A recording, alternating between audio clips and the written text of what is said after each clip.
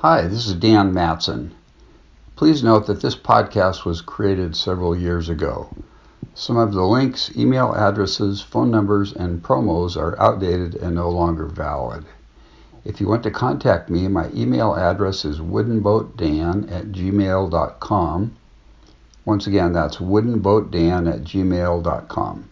Thanks and enjoy the podcast.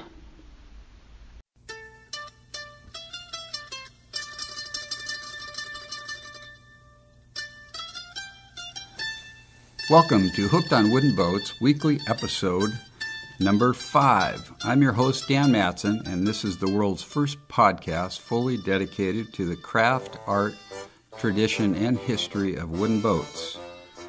Welcome back, folks. We're on episode 5 on this journey, and I'm having a blast as usual.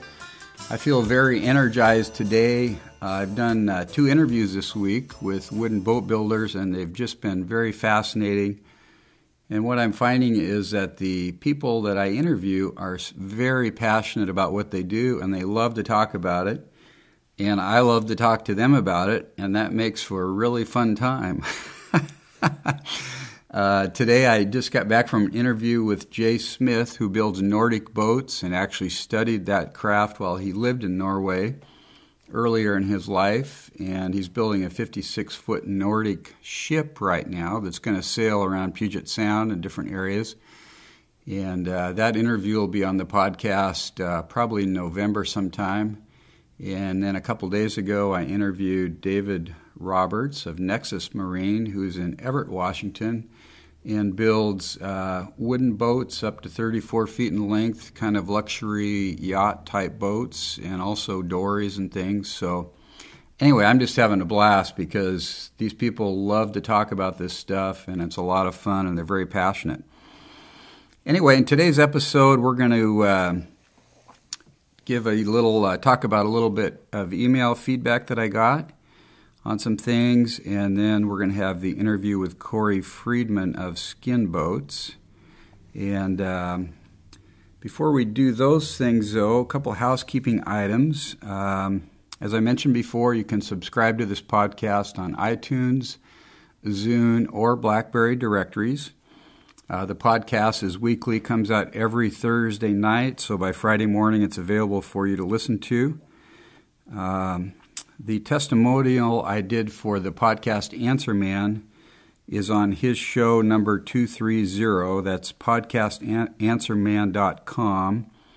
And if you click on his podcast number 230, it's a great show that he did that really it's all about doing what you're passionate about and what you love to do. And he ties in my 5-minute audio clip to that. Because I had called in and told him how much I appreciated the class that he did that I attended and how he really helped me connect with this whole wooden boat idea, which I hadn't really thought about that before. I was kind of thinking about other things. Anyway, it's a great show. I'd encourage you to listen to that. Also, I have a Twitter handle. It's twitter.com/woodenboatdan. And now I have a Facebook page, facebook.com/woodenboatdan. So please look me up on Twitter and Facebook and like me on Facebook and follow me on Twitter. I would love it. And get the word out. I really want to build this into a community of people over the next few years that want to talk about wooden boats and learn about wooden boats and have fun and all kinds of good stuff like that. So good stuff. Wow, I'm excited. Oh, man, enthusiasm is contagious. So a couple voicemail, or actually these are email feedback I got.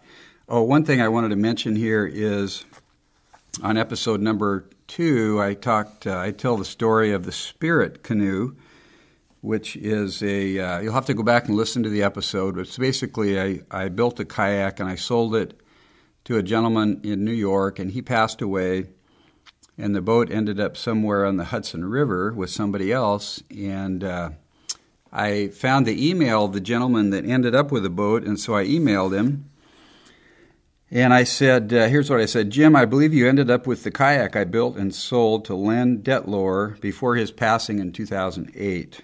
I just wondered how the boat's doing and if you have been able to get out and paddle her on the Hudson or other places in New York. So Jim wrote back and said, let's see, what did he see? Oh, here we go. I admire your parental pride in the kayak that you sold Len Detlor. We do indeed have it in our backyard in East Hampton, New York, covered with a tarp. We had a strange summer and didn't get out, but probably will in the next week or so. I'll take a picture and send it along. In the meantime, I have a question, and he asked me a question about touching up some of the varnishing on the boat. Let's see what else. He says, we were more accustomed to canoeing and found learning your kayak paddles challenging for a while, but we're now comfortable with them for relatively long periods and very much enjoy the ease of paddling at odd angles to the wind without the struggle that is involved with a canoe in the wind. We get a lot of compliments on the boat, which belong to you. Thanks, Jim. So anyway, I thought that was pretty cool. I found my old boat that I sold. So, and Jim is a professor emeritus at the Department of Psychology and Neuroscience at New York University. So that's pretty sweet. So I wanted to share that. And then I'd asked my listeners for some feedback or questions, and my sister wrote in an email. And she said, Dan, I'm a wooden boat enthusiast and have been around boats my entire life, just like I have. I'm interested in building a miniature wooden boat similar to the one that you have that was made by my grandfather. Any ideas on where to start? What would be the cost? I would love to build one and pass it down to my children and their families. Keep up the great work. I love your podcast. Love you, Jan. Thanks, Jan, for that input question. So the model that Jan is talking about is when my dad was a kid in Seattle, which would have been, Dad was born in 1930, so I'm guessing in the 30s or 40s, early 40s. His grandfather, Adolf Peterson, who was a Swedish immigrant, was a boat builder in Sweden and here in the States, and he built a model Swedish sailboat for my dad, and my dad used to sail it on Green Lake when he was a kid.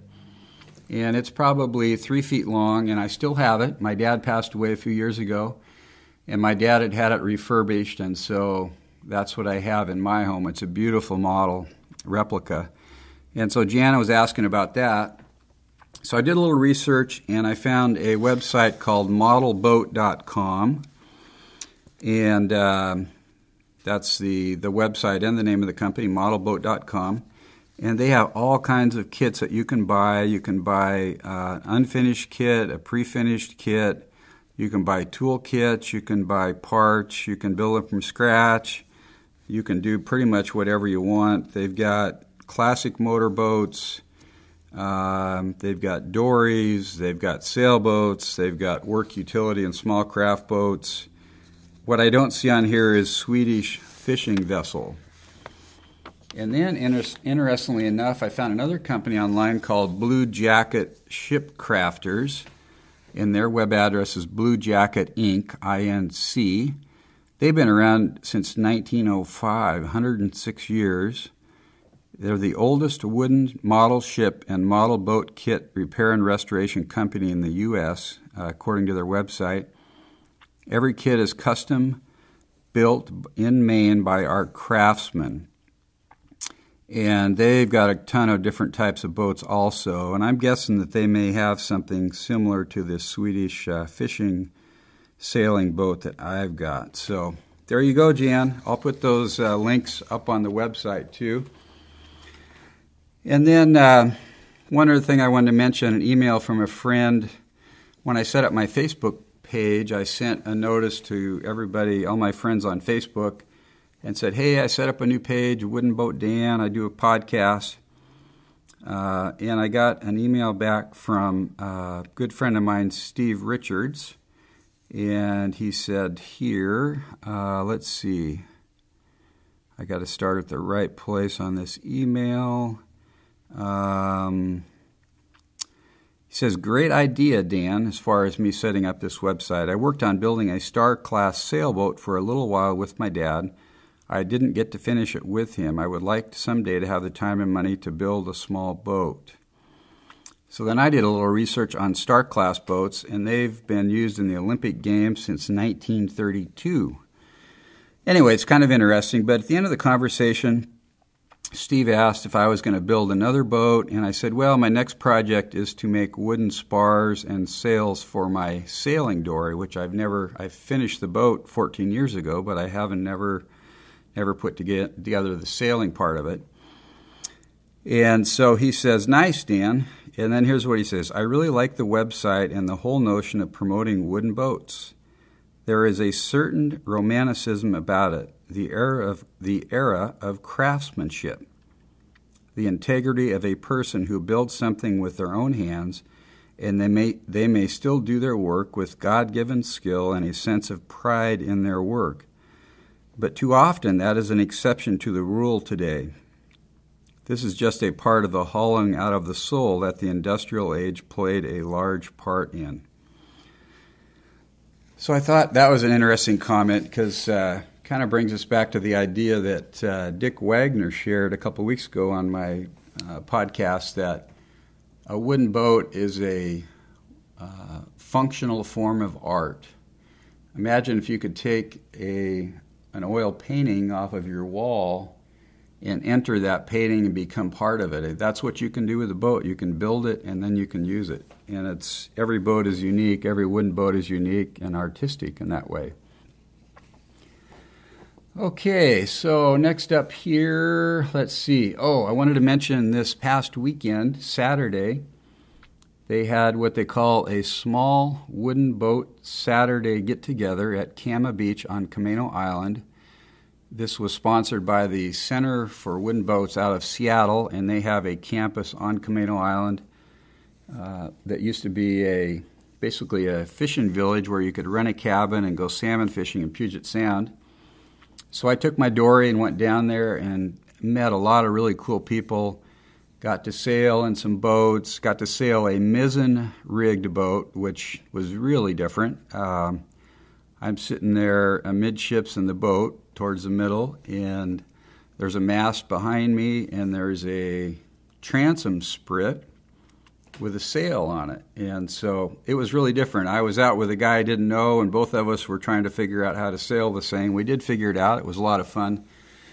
Anyway, met a lot of people, got to row some other boats and talk a lot about wooden boats, and met a lady named Dale McKinnon, who built a 20-foot dory out of wood and rowed it from southeast Alaska to Bellingham, 800 miles. And I'm actually going to have her on one of my future interviews. And then I met a guy that's right in my backyard here. He's about 20 minutes from my house. His name is Eric Harmon, and Eric builds wooden canoes in the style that they used in the early 1900s. So I'm going to set up a time to get together with him for an interview. And then met some other fine folks. Anyway, it was a great time. And what I'm finding is that there are pockets of wooden boat enthusiasts all over the place. And they, it's just amazing to me. The more people I talk to, the more I find more people, the more connections I make. The more I find out so-and-so knows so-and-so, it's just really fun. So it's a small community of people, but they're very interconnected because it's such a unique niche. Okay, so I think it's time for our interview with Corey. Let's see, I did want to mention, I think, again, one more time, next week I have an interview with David Roberts of Nexus Marine. That'll be featured on the podcast. And he's been building wooden boats in Everett since the mid-'70s. He's got a very interesting story. He's built in wood boats that cost up to $900,000. So he'll be coming up next week. Anyway, I'm getting ready to play an interview here that I did with Corey Freeman. And Corey is from skinboats.com or skinboats.org in Anacortes. And interesting guy. He's He lives on 10 acres in Anacortes, has a fabric building that he built that he teaches classes in. During the interview, we did the interview in this fabric building, and he lives in the flight path of the Whidbey Island Naval Air Station. So there were a couple times where I had to stop the tape and restart it. So please bear with me in that. You'll also hear some trucks in the background. Now you can still hear our voices fine, but you will hear trucks in the background. And he also has dogs. So you'll hear some dogs, footprints type of thing. But like I say, none of it is overwhelming the audio, but it's just part of the setting there. He's on 10 acres. We're in a fabric building. There's planes flying over, and I did pause the tape for that. So he also talks about an umiak, and that's spelled U-M, as in Mary, I-A-K. And a umiak, if you Google it, you'll see what it is. It is a boat with a skin fabric, but it's an open boat. It's not like a kayak with an enclosed deck.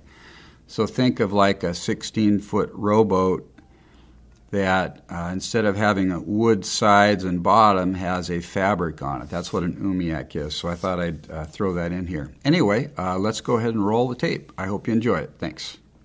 It's October 12, 2011, and I am in Anacortes, Washington with Corey Freedman. Corey has a business called skinboat.org. Is that the name of your business, Corey? Skin Boats. Skin Boats, yeah. Okay. So welcome to the show, Corey. Glad to be here with you today. And wow, this is a pretty cool place. Corey just gave me a tour of the facility and showed me the classroom where they build boats and all that stuff. So I guess my first question, Corey, is for folks that don't know what a skin boat is, could you tell us what that is, where it came from? Well, a skin boat, it's an interesting question. If you, first of all, if you look for the definition of a kayak, say in Webster Dictionary from the 30s, it's going to say something like a discrete wooden framework lashed and tied together with a hole and an occupant for one or two riders, covered with a membrane with a natural skin. So I would assume that's where a skin boat came from.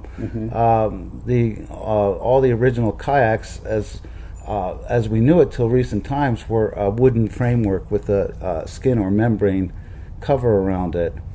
And this is what we specialize in and solely build here at the school. Yeah. So where did these type of boats originate? Well, they originated in the Arctic, and they ranged from Siberia all the way to Greenland. There's over 50 different types of skin boats that cover all those multi-thousands of miles.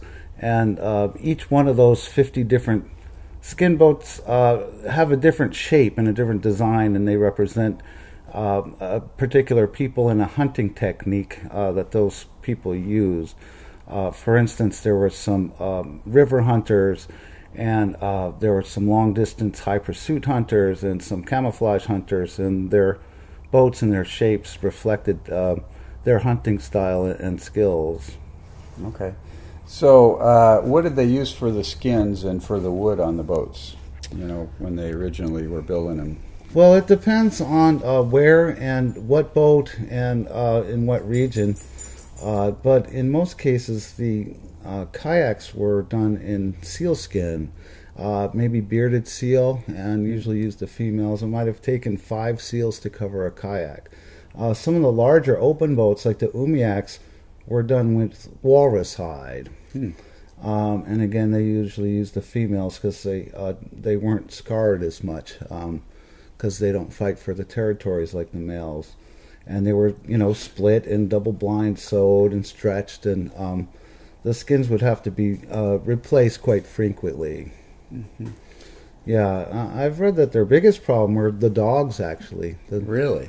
Yeah, the dogs would eat them. The dogs were always... They would eat the skins? Well, sure, they were the last to be fed, and the dogs were always hungry. So if you were to look at pictures of Arctic boats, you'll see them a lot of times up high in the air on stilts. It's not because of the tides. It's to keep them out of the dog's reach. Interesting. Yeah. So they were used for hunting and transportation and anything else that you're aware of? Or? Well, they were used for gathering as well, food gathering. The umiak actually means woman's boat, and the women would use that, and they would go out and they would collect different materials, building materials, and eggs and different types of food, and they were, used as a utilitarian vehicle. They were used for moving and transporting goods, and even to go do social events and things like that. So they were pretty multi-purpose. A lot of the people in the Arctic have to understand, we know the history of this boat goes back at least 4,000 years. Let's just say the HOWB kayaks, and a lot of us believe it's more like 10,000. There's been parts of umiaks been carbon dated in the Aleutian Islands that date back 20,000 years ago, which is 10,000 years older than the land bridge theory.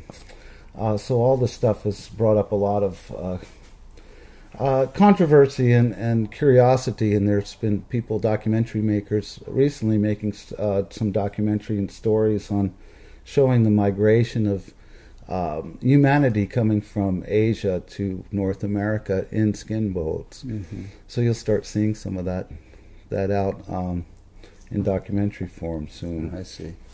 So the insides of the boats were wood framework. And mm-hmm. how were they assembled? What held them together before they got the skins on them and so on? Well, they were all tied together. They didn't use glues, adhesives. You have to understand that the Arctic people, and we're talking about traditional skin boats now, they didn't have metal. They didn't trade with the Vikings or the Chinese, and they were one of the last people actually discovered, Aboriginal people discovered on Earth. So they weren't really trading with people. And as far as their wood, you asked before where it came from. Well, it came from driftwood.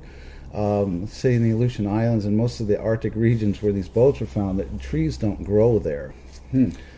So the trees came as form as driftwood.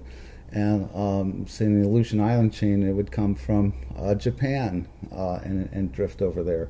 And being at the same latitude as us, a lot of their wood was most likely cedars and yellow cedars and spruce, and it was probably all big, beautiful old growth stuff, which explains their extraordinary light weight of their boats. Because with very high wood quality, your pieces can get very small, and consequently you can get very, very lightweight boats. So some of those boats were maybe 20 feet in length, 22 feet, something like that, the bigger boats? Well, if we're talking about the HOWB kayaks, most of them range between 17 and 19 feet length. But their average weight, let's just say in the 1600s, 1700s, were in the 20s. Now you have to understand, with all our modern technology today, with carbon fiber and Kevlar and NASA and Boeing technology and all these things combined, the lightest kayak that they can build today is around 40 pounds. So what I'm saying, in the 1600s, here's a group of people that they didn't have access to metal or to plantation lumber. All they had was driftwood and sea mammals. They were building boats half the weight of the lightest boats in the world today, and that's a very curious observation, and it's quite astounding, and that's what got me interested in this art, years ago as a child. Yeah, so tell me about that. Tell me how you got into this whole thing of skin boats, and when that happened, and why you got into it, and all that sort of thing. Well, I've always was not just fascinated, but very, very attracted to human-powered boats when you're young and you cannot, say, drive a car. And boats, to me, represented a source of freedom and travel, and a transportation vehicle that did not require a license.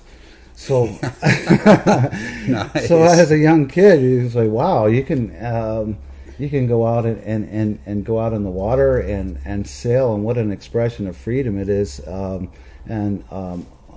move. So I was very attracted to sailing, to be able to move with the wind and freedom. When I was younger, and I'm not going to say how old I am, not that old, but The sea was kind of restricted to the rich. To be able to use the sea and go in boats and have freedom of the sea was pretty much for rich people. And they didn't have sea kayaks when I was young that were commercially available. They didn't really exist.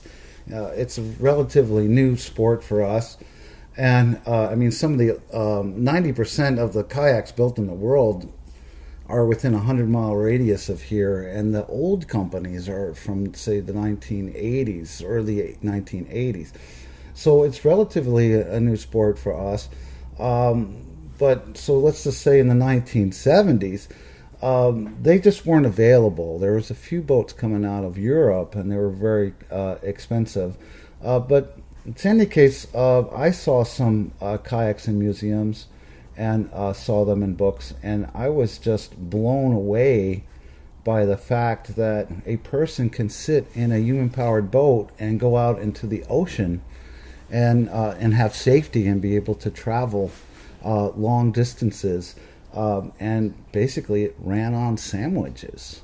You know, it didn't have coal engines or sails, and they were able to beat currents and winds and foul weather and be able to sustain and go places. That was just something we take more for granted today, but that was quite a big thing for me to discover as a young person.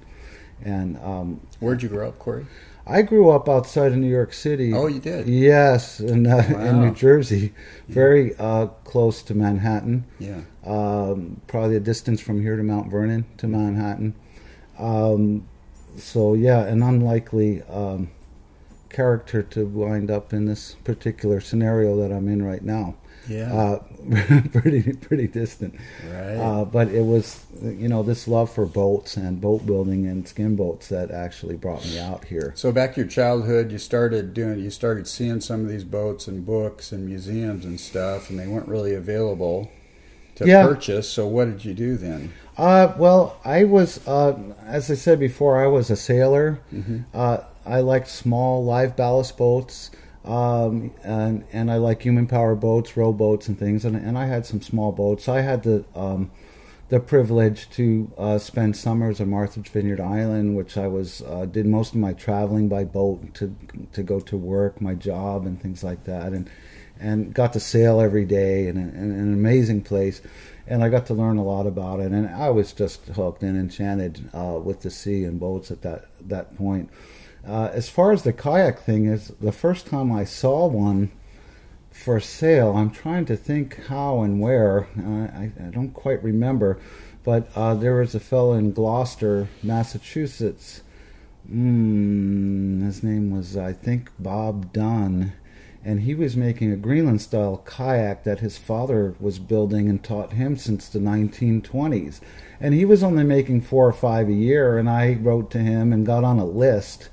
And I think I was around 15 when I ordered the boat. I remember it was $495, and it was a 3 to 5 year wait. Oh my goodness! Yeah. Seriously. And I didn't have much choice of color or anything. Whatever came up. But I think it was around when I was 17 years old, I got the phone call from him that the boat was ready. And but by that time he moved from Gloucester to I think Rochester, New York, and I actually drove from there all the way up to there to pick the boat up. So that was my first kayak, and at the time I was the only one. Okay, Corey, let's resume. The plane's flown over now, so yeah, I think I was saying that I was the only one that I knew that even had a sea kayak or. Didn't have any friends or that had them. There was no such thing as paddling clubs or groups that I knew of. It was pretty an isolated thing. So, thus, I didn't know how to use one. Yeah. Or really how they worked. Yeah, things were quite. So that was when you were 17. Yeah, things were pretty different back then. That was in 1979. Mm-hmm. Wow. Yeah. So what happened next then? Well, I don't know. I had a small cabinet shop going outside of Manhattan through my 20s, and a sawmill business, but I always had a boat going on. I always had was building a boat, and kind of explored with it, all the different mediums, with the cedar strippers and the stitching glues. I was taking kids out of lockup for 8 years out of New Jersey, and I had to create a kind of a project with them, and the boat building thing seemed to work out very well for therapy. And but you weren't building skin boats at that point? No, okay. No, not at all. Traditional wooden boats? Yeah, the skin boats were pretty intimidating to me because, of course, you have to remember there really wasn't any books on them. And, of course, there wasn't any internet or anything. There was very, very little information, just some boats that I saw. Although they were always in my mind and I was always digging, looking, I wasn't really dabbling with skin boats. But always had this desire, too. And my dream at that point and before was to come here to the Northwest and do this built boat, the skin boat school, and everybody thought I was crazy because I had a successful business and a good relationship in my family, and you know how deep East Coast cultures are. It's difficult. Yeah. You don't really leave your family. It's kind of a big thing. And nobody knew what I was talking about. Like, what's a skin boat? But you know, during that time, the companies were emerging here in the Pacific Northwest, and this is where all the kayaking was happening, and this is where the wood was, and so this was the place to be. And I kind of had this kind of magnetic energy drawing me to come out here, and it became not just a dream, but a goal with a completion date, and that was I wanted to get here and kind of set up and do things right before I turned 30 years old. So that's what I did. I ended up coming here 2 weeks before I turned 30. So what year did you come here then, Corey? I think it was 91 or 92, Mm-hmm. and I was able to get this place and set it up, and I started to dedicate my whole life to this skin-on-frame boat building. I locked myself. This didn't exist then. We're in a new building right now where we assemble the boats, and this structure didn't exist. Just the main log structure down there, and that's where I lived and did everything. Hang on a second here.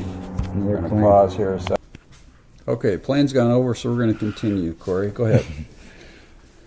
So, where were we? We were talking about the space. Yeah, this building didn't exist at the time, and we did everything down in that log space building below, which is very, very small.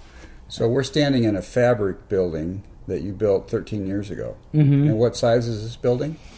Well, it's the inside dimensions is 65 by 35. 65 by 35. So yeah, we've had as many as 12 boats going in here at a time. The kayaks in sets of twos. Mm-hmm. Our school operation has we've tried to and have slowed it down quite a bit. It was quite the zoo here for quite a few years. Mm-hmm. We used to do over 120 boats a year out of here, and now we're down to about 30, which is a nice, comfortable, comfortable number. So how did you learn how to build these things and do all this stuff? Well, again, at the time there wasn't anywhere to learn from. The boats, the alley boats, weren't built for hundreds of years, and they weren't done the way we do them, as far as one person building a boat for the individual. Probably since the 1700s. Of course, the internet didn't exist. There wasn't any books on it. So basically, I studied some museum boats and pictures and tried to analyze them and try to get some dimensions from them. And I locked myself in that log barn down there for over a year and didn't have telephone or. Matter of fact, when I got the place, there was no electricity or water, and it was a goat barn. So I kind of locked myself in there, and I, coming from a cabinet maker background, I thought, I knew everything, and cocky, and I thought I could just mass produce, jig it up, and make some jigs and forms, and make mass production or semi-mass production cloned Badarkas or alley kayaks. And I did. The first 4 were like that. I came out with a type of a mold, a center core mold off of a steel piece of tubing.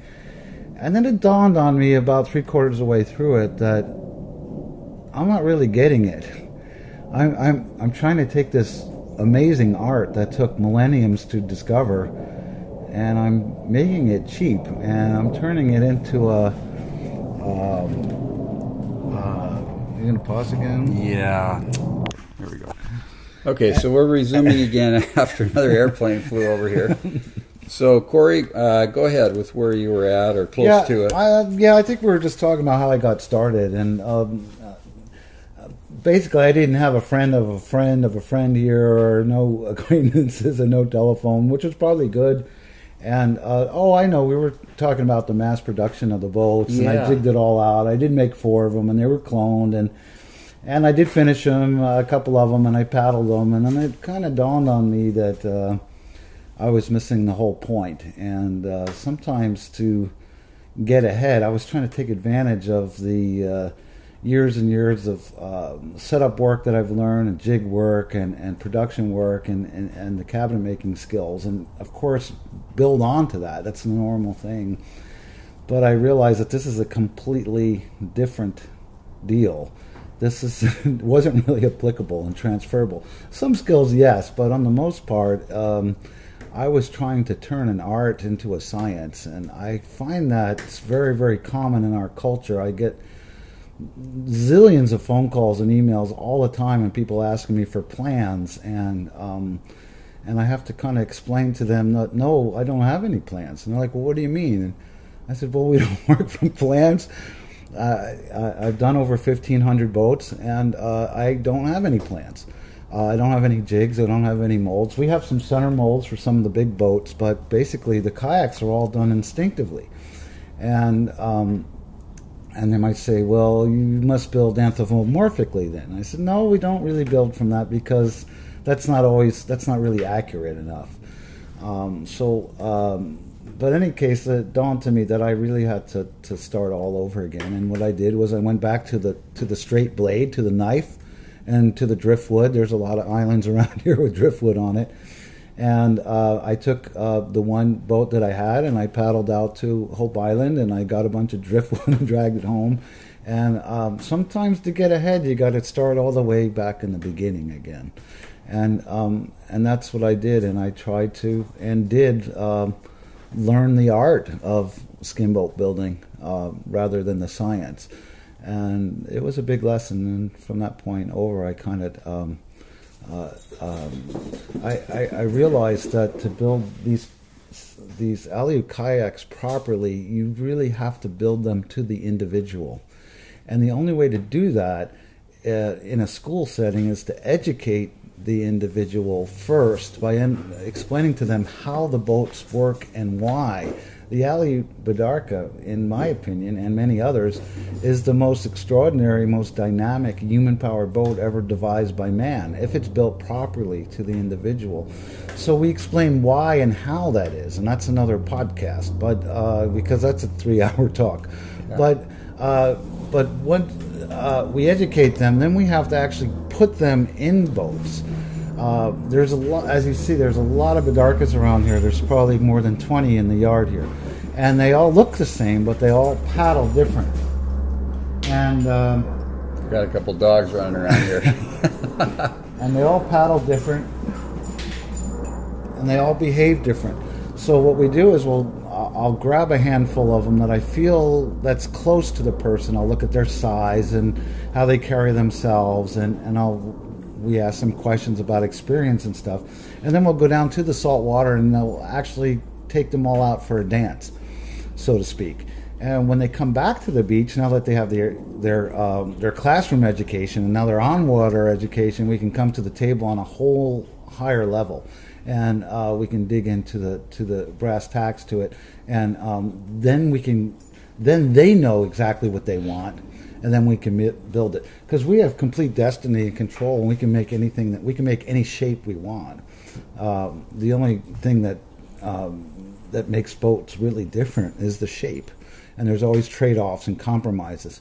So we start off with the shape, the alley kayak that we feel like has the least amount of compromises in a kayak, and then we fine-tune it and adjust it to that individual person's skill level. We look at their abilities, their disabilities, what kind of water they're going to be in, and then we proceed from there. Once they know exactly what they want, they're like, "Oh, I like that red boat, but the cockpit's a little bit tight, and I'd like to have a little bit more rocker in it." And once they're really clear on that, then it's very, very easy to make. As long as I know what they want and they need, then I can show them how to do it, and then we go through the process from there. Yeah. So tell me what materials you're using to build these boats today. Well, we use mostly Western red cedar. That's all local. Comes from the Cascades here. We're extremely selective with it, and particular about it. We don't buy any of it from a store. We don't want any kiln-dried lumber. We like the cedar from a certain elevation. We use old growth in a lot of places. Some places we want second growth because it's springier and it's more flexible. All of our frames or ribs we use are Alaskan yellow cedar. That's either from here from the Cascades or from nearby local Vancouver Island on the west side. We use that as our bending wood. It's a little tricky to bend soft woods. It's not typical it's or conventional by any means. Softwood is very unusual to bend, but our weight to strength has worked out excellent. We've been doing it for more than 17 years now, and just love it. Just love working with it. We get extraordinarily light boats that are extremely rot resistant and very flexible and very lively and very aesthetically beautiful. All in these super lightweight package. We're right just behind you is a 22-foot Umiak, which probably will have a load capacity of approximately 3,000, 3,500 pounds, and that boat finished will probably weigh about 100, maybe 100 pounds when it's finished. And these kind of numbers are they're just extraordinary. They're historic. They're unheard of in the modern boat building world. And it's just super cool that the boy who's building this is 13 years old, and he's doing it with his paper route money, and he's going to have like the lightest boat in the world. That's historic. And wow. This is a typical thing that happens here, and that's pretty cool. That's amazing. It's very, very cool. Amazing. So what are you using for the skins? What material for those and the finish on that? Well, the skin that we use is a contemporary system. We don't really, it's illegal to use the sealskin, of course. And to be honest with you, I wouldn't want to use it. The sealskin boats require daily maintenance. They needed to be in a refrigerated environment. Their seams had to be sealed almost daily with fat and things. And they needed to be replaced on a yearly basis. The skin system that we want, that we're using, and first you should know that we're not by any means a purist, and I don't pretend to be a purist. We're simply trying to build the best boats that we can in the world, and the lightest, and make them fit the person's needs the best that they can. That's our real goal. So we do use synthetic lashing, for instance, because the skins are set up to last forever, so we need the lashings and the frames to last with it. So the cloth that we use is known in the industry as ballistic nylon, and that term came basically when the mills started to make specific cloths just for the military. We use what's called junior ballistics, and we use senior ballistics. The biggest difference in those two is the weight, how much they weigh per ounce. The junior ballistics are usually around around 9 ounces per square yard, where the senior ballistics are more like 12 ounces per square yard. The weave is about the same, but this is what we use. And we use what's called gray goods in the industry, and all that refers to is these textiles have not been heat set, they haven't been color dyed, they haven't been coated, they're raw, they're right off the loom. These goods can be stretched. They could be shrunk and heat set, and then we actually coat it. So we actually finish the goods right here in-house, and the students do it as part of the process. And what makes this time efficient, affordable, and non-toxic is our coating, which is this very unique coating. It's a 2-component urethane that's it was developed for parking garage floors for concrete originally, and to weld highways together. And this material, the viscosity, is perfect for our nylons because it just doesn't coat it; it actually saturates it, and it allows the skin to be very, very flexible and extremely abrasion resistant. And it's just been a fantastic marriage with the nylons and the urethanes together. It's the lightest, strongest system that we have right now with technology, and the end result is a very, very flexible system, which is very important for skin boat building. We rely on our strength and our weights to our flexibility aspect of the boat. We've been able to field test this system for a long, long time now, more than 2 decades. There's a big umiak outside right now. It's been in the sun for 20 years, and the skin is still good. And that's a huge statement. Yeah, it's a big statement. So how are the skins attached? How do they stay on the boat? Are they sewn on? Yeah, it depends on which boats. Like these open boats, they're kind of laced on, kind of like you would a drum skin on a drum head. The kayaks are different. The cloth is wrapped around completely in one piece and sewn to itself down one center seam line. So they're done in different techniques depending on the boat. But yeah, they're for the most part they're all hand sewn. What do you sew them with, Corey? We sew it with the same material that we lashed the kayak with, as far as the kayak's concerned, and we actually sew it with with what they call artificial sinew, and our particular one that we use that we like is a nylon, which is unusual as well. Yeah. Most of them are polypropylene, and which they don't hold up very good over time. They get brittle and crack. How does dental floss do? That's what I use on my boat. It'd work, but you'd have to put some, comparatively speaking to what we use, is probably a quarter of the strength, I guess. Okay. So if you were to put 4 of them together, it'd be kind of similar to dental floss. Dental floss is serious stuff. It's nylon as well. Mm-hmm. It's just what it is it's flat, and it could be split. The stuff we use is more round. And I see. It doesn't split. Yeah. But it's very similar. So tell me a little bit more about your classes. If somebody's interested in a class, tell me about your store where you sell goods for kayaks. Well, as far as the classes are concerned, people have come here from all over the world. They stay. A lot of them camp here, and say the Aleut kayak class it takes them 8.5 days, and when they are done, they go home with their boat. It's pretty cool. I mean, most people come and they just work straight through the 8.5 days, and they go home.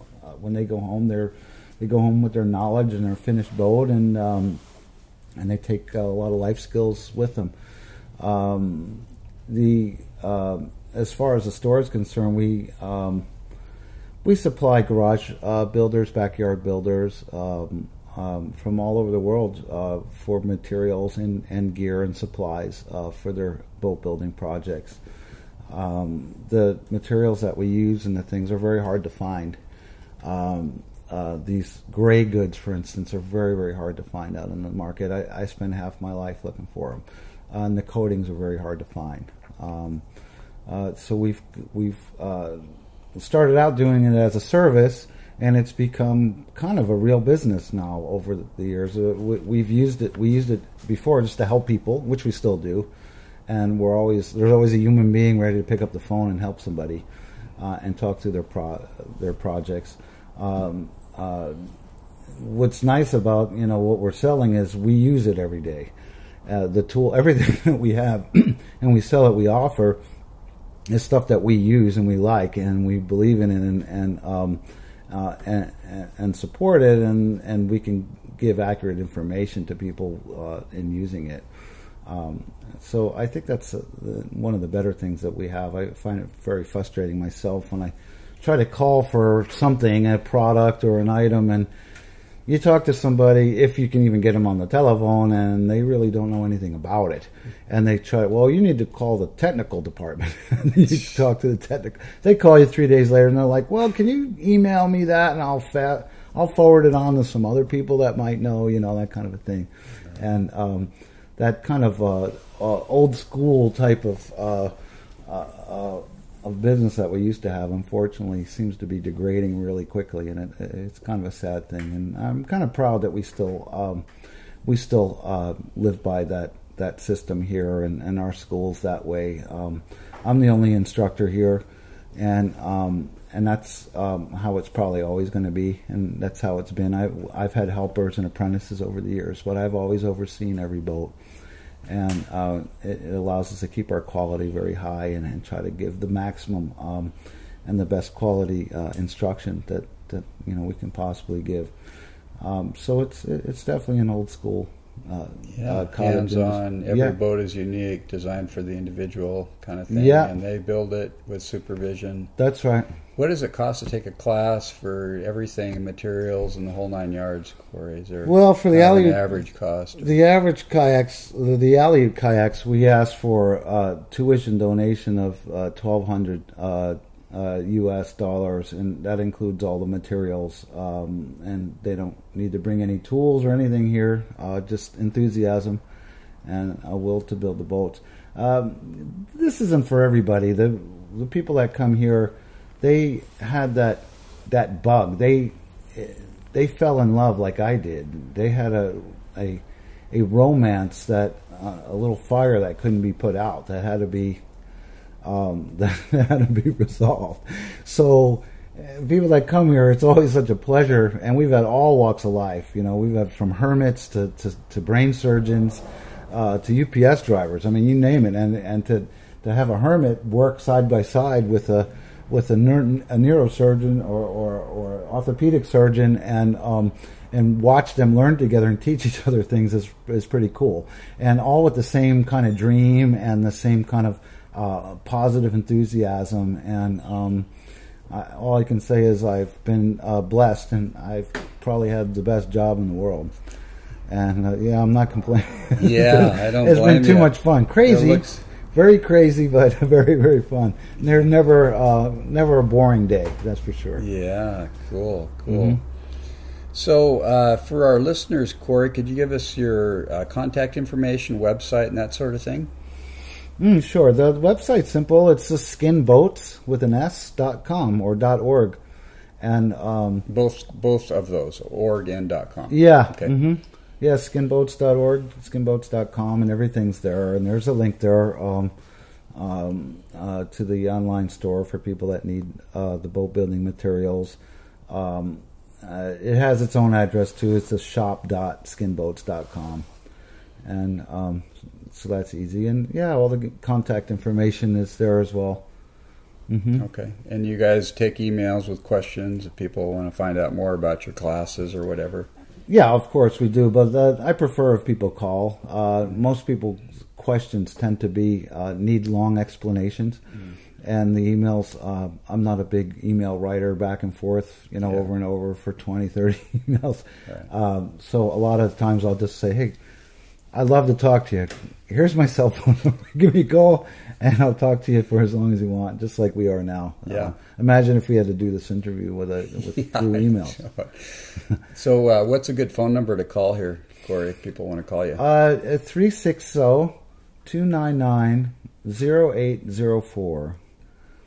Okay, and I'll put this information on the website too when I put this podcast up, so people have it there. So I really appreciate your time, Corey. Any parting comments you'd like to give us? Anything else you'd like to say? No, just I really appreciate you coming over, and that the fact that you took notice to the school and you wanted to learn more about it. I think it's really cool, and anytime, you want to do it again, let's do it. I'll probably take you up on that. It's hard to cover a lot in a half an hour or so. But oh yeah, there's a lot to talk about. But thanks, Corey. This has been really interesting, and we'll talk again soon. Thanks. Okay, my pleasure. Well, I hope you enjoyed that interview with Corey Freedman. Again, next week we'll be talking to David Roberts of Nexus Marine in Everett, Washington. Please call our listener hotline, which is 424-261-2360 for any questions or comments you have. One of the questions I have for my listeners is, I'd love it if you'd call and tell us about a wooden boat that you built or owned and why you were crazy about that boat. That would be awesome. You can also email me at dan@hookedonwoodenboats.com.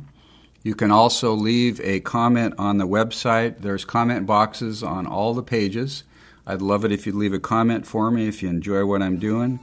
You can also leave feedback on iTunes, Zune, and BlackBerry directories. And if all else fails, send Morse code, and I'll be out at night looking for it. Anyway, thanks for tuning in this week, and have a great week. And we'll see you next week on episode number 6. This is Dan at Hooked on Wooden Boats. Over and out. One quick footnote: my website address is hookedonwoodenboats.com. That's hookedonwoodenboats.com. Thanks for listening. Talk to you next week.